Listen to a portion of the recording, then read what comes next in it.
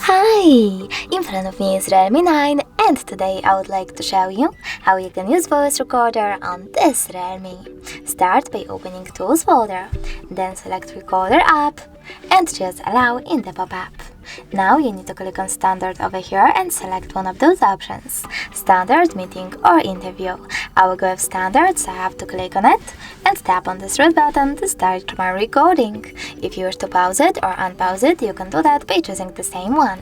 If you wish to add a bookmark, click on this flag icon on the left, and if you wish to edit and save it, click on the check mark on the right. Now name your recording however you wish to or just cancel if you want to. I will go with check mark, name our recording and just save though. Now as you can see, it's over here. If you wish to play it, you can click on Recording. it. If you wish to delete it though, you need to hold it. Select delete icon at the bottom right corner and confirm your choice in the pop-up.